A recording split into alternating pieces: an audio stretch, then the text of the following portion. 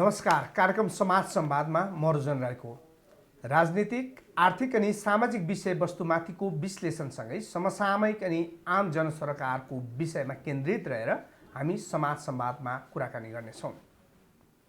आज हामी नेकपा भित्रको शक्ति सङ्घर्षमा देखिएको उतार चढाव र यसले ल्याउने राजनीतिक परिवर्तन र नेकपाको भविष्य कस्तो हुन्छ भन्ने सन्दर्भमा कुराकानी गर्नेछौँ। यो सँगै विदेशी व्यक्तित्वहरू, जुन प्रभावशाली व्यक्तित्वहरूबाट नेपाल भ्रमण जुन ढङ्गले भइरहेको छ र यो भ्रमणसँगै जोडिएर मान्छेहरूले अनेक किसिमका टिका टिप्पणी र विश्लेषण पनि गरिरहेका छन्।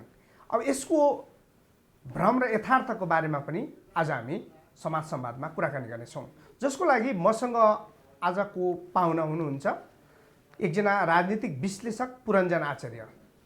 स्वागत छ यहाँलाई। धन्यवाद। अब यो नेपाली राजनीतिको समग्र कुराकानी त हामीले गर्नेछौँ नै। यो सँगै अहिले दुई देशबाट, विशेष गरी नेपाल र भारतबाट लगातार प्रभावशाली व्यक्तित्वहरूको भ्रमण पनि जारी छ। अब यो भ्रमण चाहिँ खास राजनीतिक अर्थले हेर्न मिल्ने खालको हो कि जसरी एउटा अहिले चीनबाट रक्षा मन्त्रीको भ्रमण हुँदैछ त्यसलाई रक्षाको मामिलाको रूपमा मात्रै हेर्ने या कसरी बुझ्ने, हामी यी विषयहरूबाट कुराकानी गरौँ। जसरी अब अहिले चाहिँ समग्रमा नेपाली राजनीतिमा देखिएको विशेष गरी नेकपा भित्रको आन्तरिक कलहलाई यहाँले कसरी हेरिराख्नु भएको छ? अब सुरु आन्तरिक कलहबाटै गरौँ होइन? हजुर। अब कम्युनिस्ट पार्टीको आन्तरिक कलह भनेको व्यक्ति व्यवस्थापनको कलह जस्तो देखिन्छ। यसले केही वैचारिक चाहिँ आयाम पनि बोकेको छ, केही वैचारिक पक्षहरू पनि यसका छन्। तर मूलत जुन ढङ्गले अब यसको एकता भयो, तत्कालीन एमाले र तत्कालीन माओवादीको एकता प्रक्रिया नै चाहिँ के थियो भन्दाखेरि चाहिँ धेरै हदसम्म हसुवा खालको पार्टीगत एकता भन्दा पनि दुईजना व्यक्तिको चाहिँ एकता जस्तो र हतारमा चुनाव आउँदैछ, 40 र 60 को चाहिँ चुनावको चाहिँ एउटा चाहिँ तालमेल मिलाएर एकता गरेको जस्तो चाहिँ थियो। तर पनि एकता त भइसकेको थियो। एकताको परिणाम पनि राम्रो आयो। एकताको परिणाम राम्रो भनेको 7 मध्ये 6 प्रदेशमा कम्युनिस्ट पार्टीले जित्यो। केन्द्रमा पनि झन्डै 2/3 सरकार बनायो। अब त्यसपछि चाहिँ झन् एकताले सिमेन्टेड रूप लिनु पर्नेमा, तर एउटा के थियो भन्दा पृष्ठभूमिमा, एकताको पृष्ठभूमिमा दुवै अध्यक्षहरूले पालो पालो सरकारको नेतृत्व गर्ने आधा समय भन्ने थियो। त्यो चाहिँ एकता प्रक्रियालाई अगाडि बढाउने र नेपालको नेताहरूले चाहिँ सदा चाहिँ गर्ने विभिन्न खालका चाहिँ तमसुक गर्ने, अँध्यारो कोठामा केही साक्षी राखेर गर्ने प्रक्रियाबाट यो गुज्रियो। एकता एकातिर एकता भइरहेको थियो। सँगसँगै के थियो भन्दाखेरि चाहिँ प्रधानमन्त्री आलो पालो आदि समयको लागि सरकारको नेतृत्व गर्ने भन्ने बित्तिकै त्यो चाहिँ फाउन्डेसन नै के भयो भन्दाखेरि चाहिँ एकताको लागि चाहिँ सबभन्दा खतरनाक किसिमको क्यान्सर त्यही भयो। त्यो क्यान्सर चाहिँ अब वटवृक्ष आज आएर बल्झिरहेछ। क्यान्सरको अलिक रूप चाहिँ आज बढ्यो। क्यान्सर रोपेको दुवैजनाले हो। साक्षी किनारामा बसेका केही 3-4 जना चाहिँ दुवै पार्टीका नेताहरू थिए। तर त्यतिले पनि चाहिँ यो अहिलेको दुई अध्यक्षको झगडाले चरम रूप लिँदैन थियो होला। जुन ढङ्गले पुष्पकमल दाहालजीले खड्ग ओलीजीलाई तपाईँ 5 वर्ष सरकार चलाउनुहोस्, म पार्टी चलाउँछु भन्दाखेरि दुवैको स्पिरिटमा चाहिँ इमान्दारिता थिएन। दुवैको भन्नाले खास गरी अहिलेको वर्तमान प्रधानमन्त्रीले सरकार चलाउनलाई जब 5 वर्ष निर्वाध रूपमा पाउनुभयो, त्यो चाहिँ सार्वजनिक रूपमा प्रधानमन्त्रीलाई म चलाउँदिनँ, तपाईँले चलाउनुहोस् भनेर चाहिँ प्रचण्डजीले भन्नुभयो। त्यसपछि उहाँलाई पार्टी पनि आफै नियन्त्रणमा रहोस् भन्ने मोह जाग्यो र उहाँले पार्टी पनि तत्कालै चाहिँ पार्टीको कार्यकारिणी अधिकारहरू जति थिए त्यो चाहिँ उहाँले पुष्पकमल दाहालजीलाई ह्यान्डओभर गर्नु भएन। अब पुष्पकमल दाहालजीको व्यवस्थापन यो पार्टीको ठुलो समस्या हुन्छ भनेर मैले 2 दशकदेखि भनिरहेकै हो। दुई वर्षदेखि अहिले यतातिर आइकन 1-1.5 वर्षदेखि के देखिन्छ भने जब खास गरी 2 वर्ष पुरा भयो प्रधानमन्त्रीको, तब व्यवस्थापन गर्न गाह्रो भएको छ पुष्पकमल दाहालजीलाई। प्रधानमन्त्री त उहाँले अब जस्तै यो दिनुभएन। व्यवस्थापनको पाटो यहाँले भन्दै हुनुहुन्छ नि, जसरी जुन हिसाबले हिजो पार्टी निर्माण हुँदाखेरि या दुईटा पार्टी एकीकृत हुँदाखेरि एक आपसमा नै पहिले समस्या थियो, त्यो समस्या जिउका त्यो राखेर पार्टी एकीकरणमा आयो र अहिले देखिएको समस्या फेरि त्यही अव्यवस्थाको कारणले अहिले समस्या देखियो भन्ने छ। अब यो दुईटा अध्यक्ष बीचको एउटा तिक्तताले कस्तो रूप ल्याउला? अहिले चाहिँ अब यहाँहरू जस्तो केही विश्लेषकहरू भन्दै हुनुहुन्छ पार्टी फुट्छ भन्दै हुनुहुन्छ, केही यहाँहरू जस्तो विश्लेषक फेरि भन्दै हुनुहुन्छ पार्टी चाहिँ अहिले फुट्ने अवस्थामा चाहिँ छैन, तर मेलको अवस्था पनि छैन भन्ने छ। यहाँले कसरी हेरिराख्नु भएको छ? दोस्रो तर्क ठिक हो। मैले चाहिँ अब मलाई जहाँसम्म लाग्छ, हुनु त अब यो म भन्दै गर्छु, अब यो 2+2 4 हुँदैन।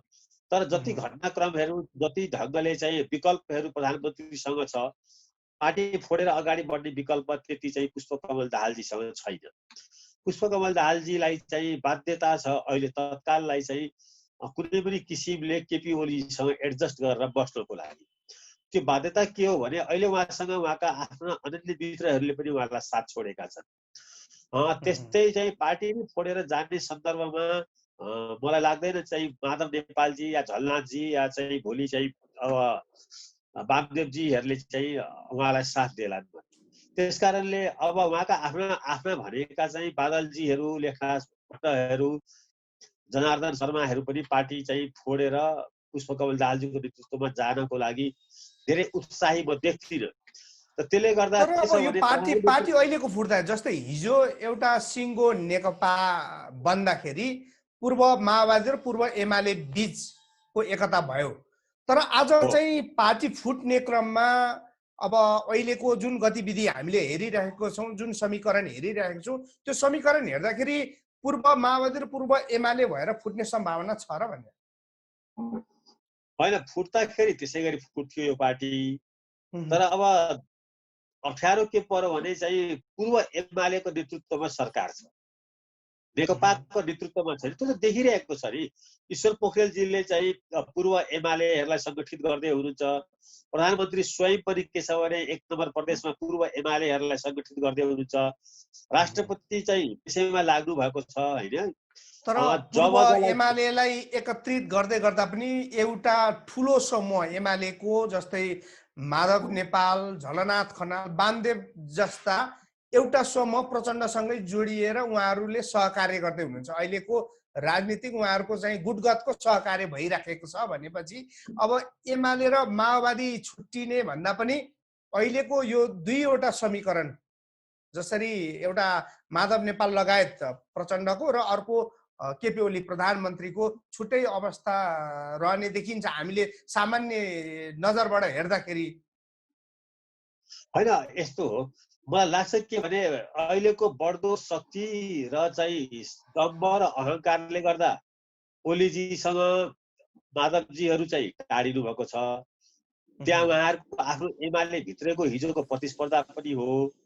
तर जुन ढङ्गले अब भनौँ न पार्टी विभाजन हुन्छ कि र त्यो विभाजन कसरी हुन्छ भन्दाखेरि चाहिँ धेरै मानिसहरूले अड्केर आएका छन् भने प्रचण्डजीको नेतृत्वमा माधवजीहरू, झलनाथजीहरू, वामदेवजीहरू समेत चाहिँ यी 5 पाण्डव मिलेको एउटा चाहिँ छुट्टै किसिमको लडाइँ चाहिँ अन्तिम लडाइँ भनेको चाहिँ पार्टी विभाजनसम्म, त्यो अवस्थासम्म मलाई लाग्छ माधवजीहरू प्रचण्डसँग चाहिँ बस्दैनन्। उहाँहरूले हिजोको आफ्नो पूर्व एमाले पार्टीलाई छोड्नुहुन्न। यो चाहिँ अन्तिम एउटा एक्सट्रिम चाहिँ पोजिसन त्यो हुन सक्ला। मलाई चाहिँ के लाग्छ भन्दाखेरि चाहिँ हिजोको पूर्व माओवादी कति चाहिँ प्रचण्डजीको पछाडि र्याली गर्छ त्यो भन्न सक्दिनँ, तर प्रचण्डजी चाहिँ के छ भन्दाखेरि चाहिँ अहिले पार्टी फोड्न सक्नुहुन्न। मेरो एउटा बुलेटमा एउटा कुरा यो हो, उहाँसँग पार्टी फोडेर कहाँ जाने भन्ने कुराको न गन्तव्य छ न त्यो शक्ति छ। तर अर्को कुरा म फेरि सँगसँगै के भन्छु भने अब हुने कुनै पनि राष्ट्रिय निर्वाचन, चाहे स्थानीय निकायको होस् चाहे चाहिँ त्यो चाहिँ सांसदको होस्, त्यो निर्वाचन भन्दा पहिले त्यसैको आसपासमा यो पार्टी चाहिँ अब एक ठाउँमा बस्न सक्ने गरी चाहिँ अहिले जुन ढङ्गले फुटेको छ त्यसपछि त्यो अवस्थामा पनि एक ठाउँमा बस्न सक्दैन। यो पार्टी फुट्छ त्यतिखेर जतिखेर अब राष्ट्रिय निर्वाचन हुन्छ, चाहे स्थानीय निकायको हुन्छ, प्रदेशको र स्थानीय निकायको चुनाव या सांसदको हुन्छ।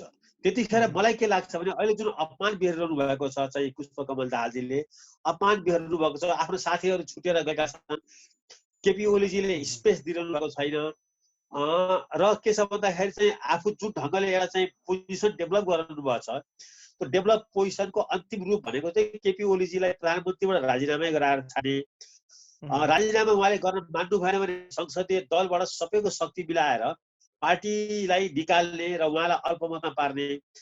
त पुष्पकमल दाहालजी कुनै पनि एक्सट्रिम पोजिसनमा एक्सट्रिम एक्सनमा जान सक्नुहुन्छ, तर त्यो ढङ्गले मलाई लाग्दैन वामदेवजीले या माधवजीले प्रचण्डजीलाई साथ दिनुहुन्छ। त्यसकारणले यहाँ आजको वर्तमान अवस्थामा हेर्ने हो भने, आजसम्मको स्थितिलाई हेर्ने हो भने अब माधव नेपाल लगायत प्रचण्ड वामदेव झलनाथहरू एकातिर हुँदाखेरि उहाँहरू बहुमतमा देखिँदैछ र पटक पटक उहाँहरूले मिटिङ आह्वान गरिराख्नु भएको छ, प्रधानमन्त्रीले त्यसलाई टार्ने प्रयास गरिराख्नु भएको छ। यदि यस्तो भयो भने जस्तै अहिलेको जुन उहाँहरूको बहुमत देखिएको छ त्यो बहुमतले पार्टीको अर्को अध्यक्ष लगायत त्यो समूहलाई बैठकमा निमन्त्रणा गर्दा या बैठक डाक्दाखेरि आएन भने पार्टीले कारबाही प्रधानमन्त्रीलाई गर्ने देखियो, अर्को अध्यक्षलाई गर्ने देखियो। त्यो गर्ने देखियो भने पार्टी फुटाउने त जो कमजोर पक्ष छ, जो अल्पमतमा छ, उसले फुटाउनु पर्ने या त्यो कारबाहीलाई या त्यो बहुमतको एक्सनलाई स्वीकार्नु पर्ने हुन्छ।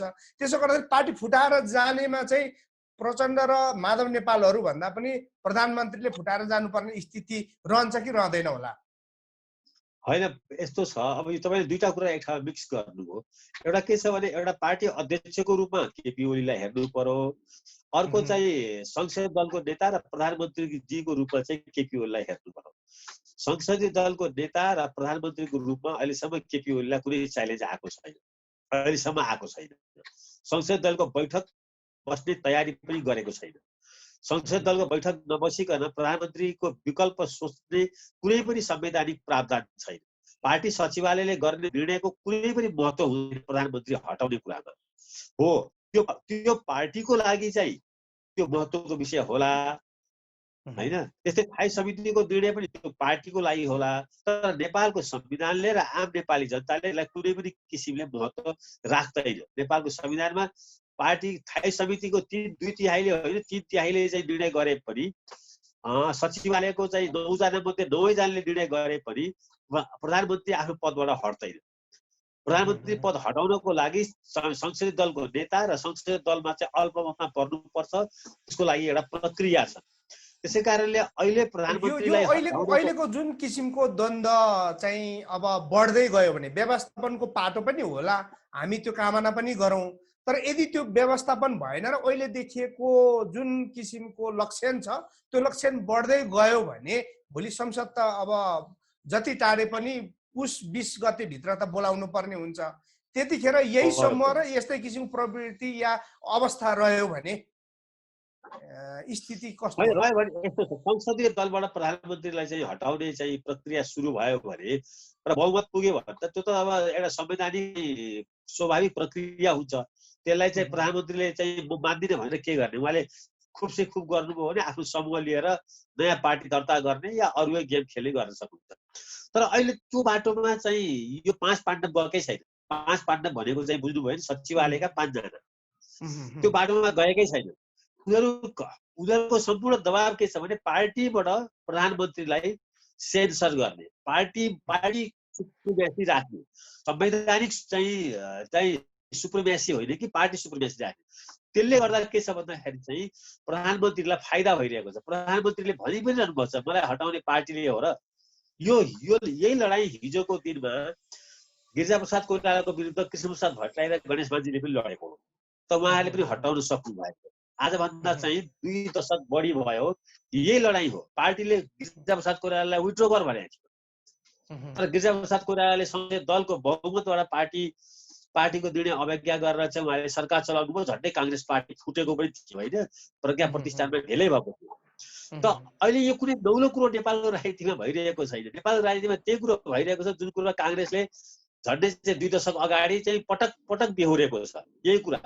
कृष्णप्रसाद भट्टराईले पनि यो बेहोरे, गिरिजाप्रसाद कोइरालाले पनि बेहोरे, शेरबहादुर देउपाले पनि बेहोरेकै हो।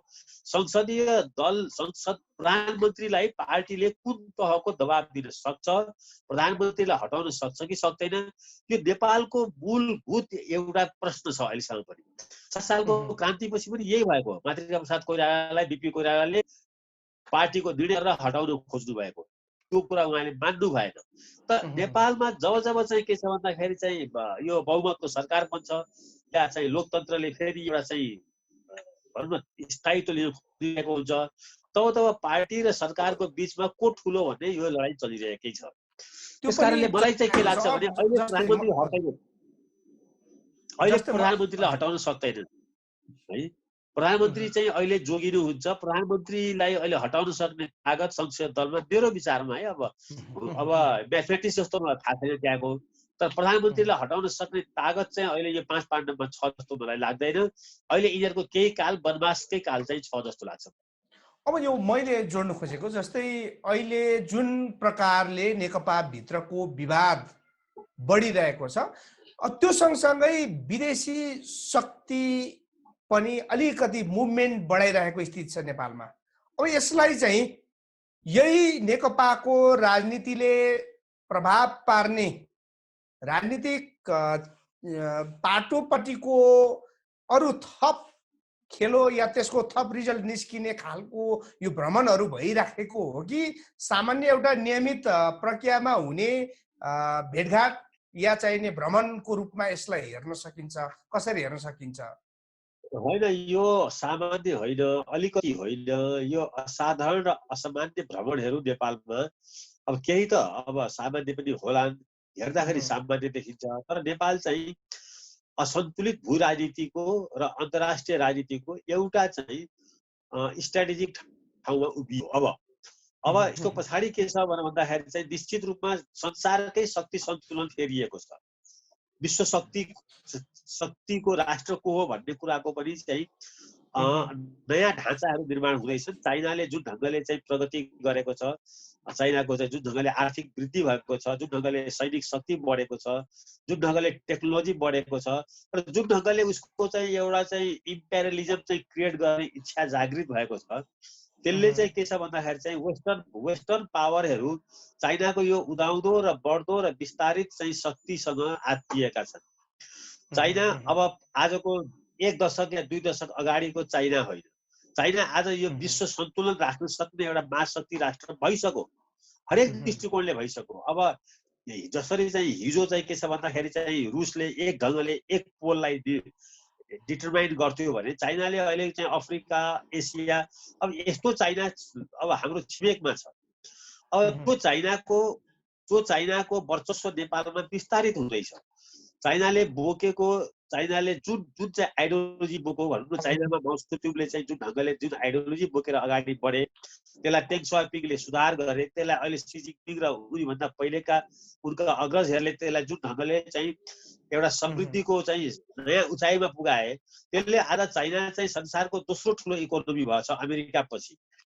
अब चाइनाको बढ्दो प्रभाव नेपालमा र चाइनाको कम्युनिस्ट पार्टी र नेपालको कम्युनिस्ट पार्टीको बिचको चाहिँ यो सौहार्द सम्बन्ध होइन, कैयन पटक यहाँ नेपालमा काठमाडौँमा पनि देखियो। चाइनिज एम्बेसडर जो एउटा सम्मानित महिला पनि छिन्, उनले चाहिँ अब कम्युनिस्ट पार्टीको नेताहरूको घरमा गएर चाहिँ पक्कै पनि चाहिँ के छ भन्दाखेरि चाहिँ त्यसै चाहिँ बाकुसारी गर्न गएको होइन होला। तिमीहरू नफुट जुट, हामीहरू तिमीहरूमाथि विश्वास गर्छौँ, तिमीहरूमाथि तिमीहरू छौ र चाहिँ हामी चाहिँ भोलिको दिनमा हामी सहकार्य गर्छौँ, हामी एउटै पार्टी हौँ, एउटै दर्शन हौँ भनेर पक्कै भन्नु गएको होला।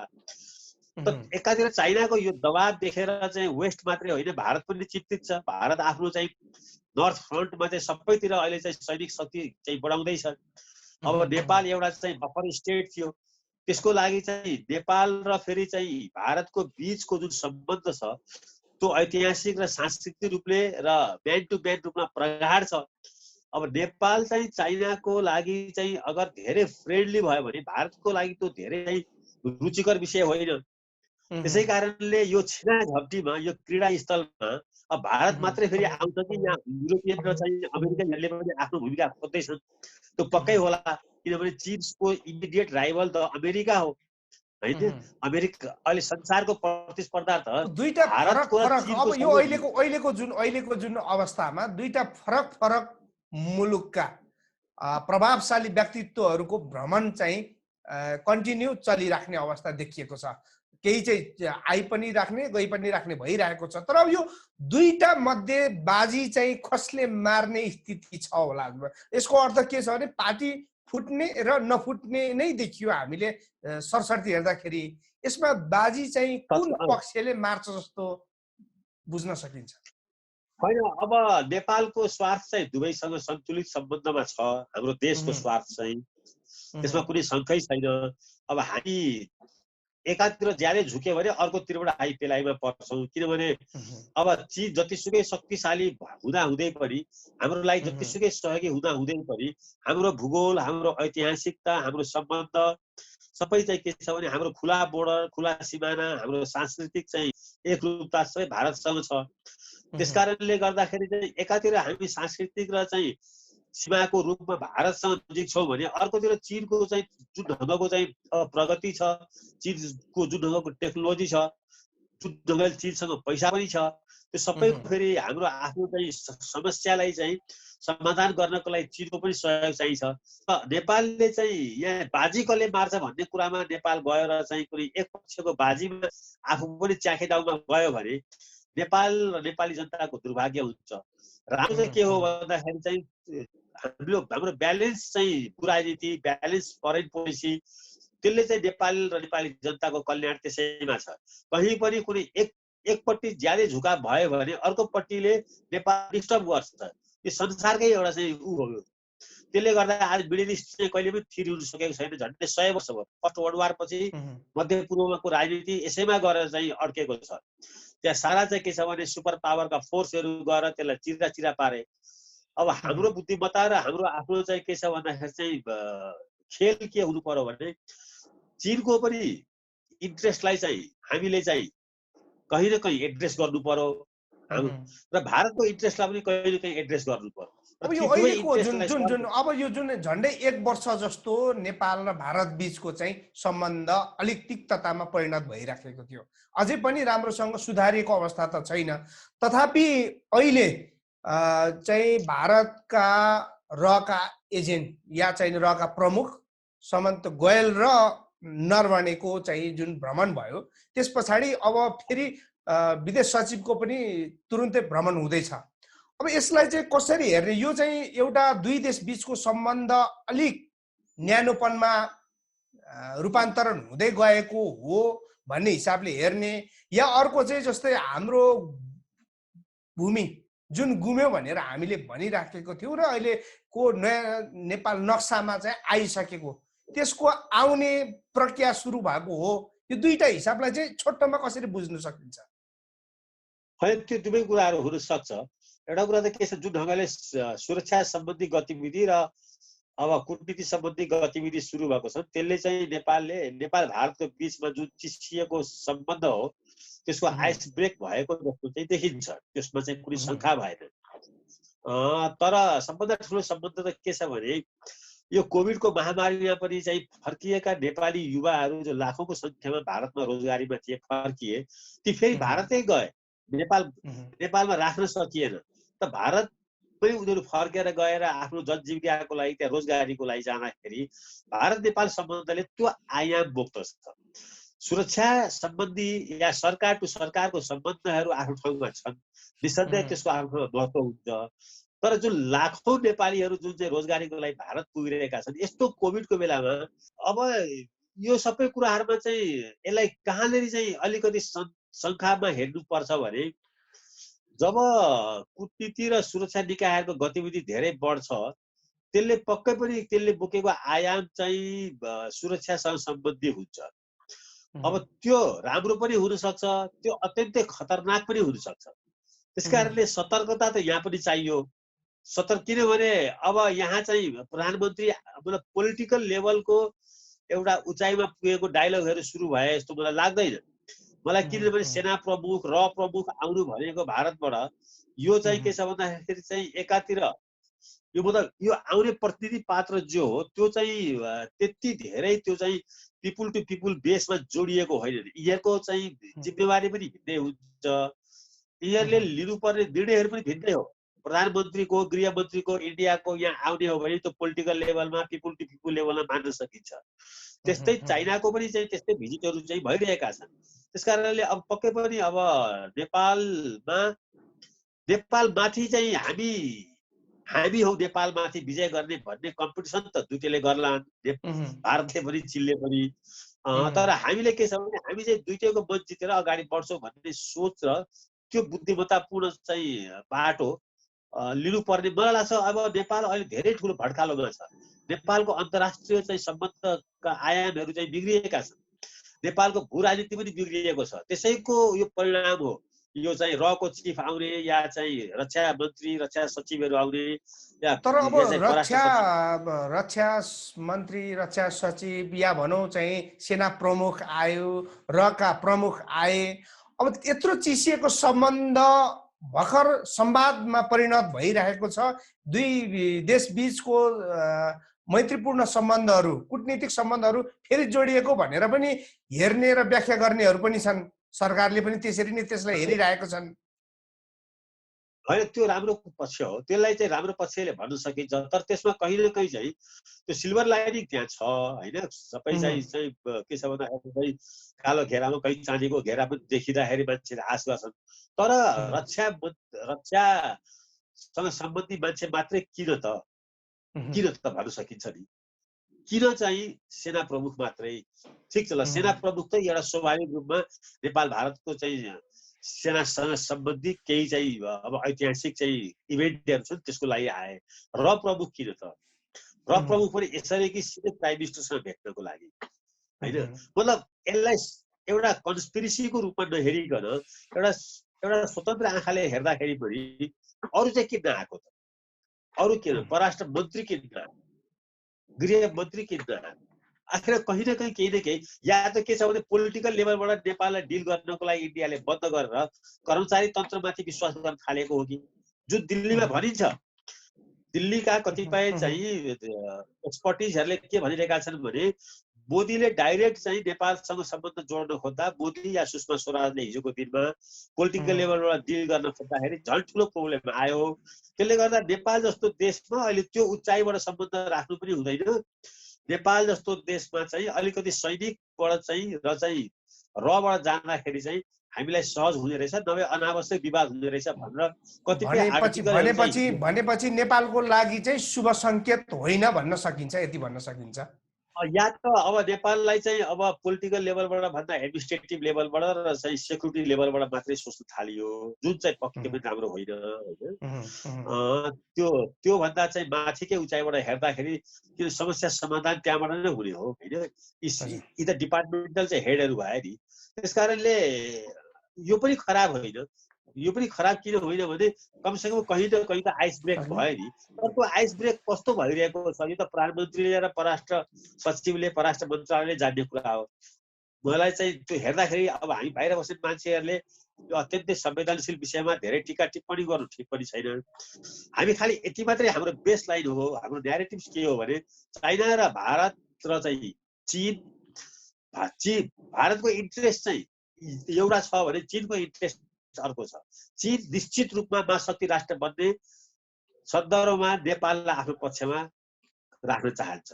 भारत आफ्नो चाहिँ सुरक्षाको लागि पनि चीनबाट आउने खतराबाट सुरक्षित रहन पनि नेपाललाई आफ्नो चाहिँ पक्षमा राख्न चाहन्छ र भारतसँग जोडिएर वेस्टर्न कम्युनिटीहरू आउलान् या युएस पनि आउलान्। त्यसकारणले यस्तो यो सबै संसारको क्रीडास्थल हुन दिनुभन्दा नेपालले लिनुपर्ने क्वाइट डिप्लोमेसी के हो भन्ने कुरा मैले अघि भनिहालेँ।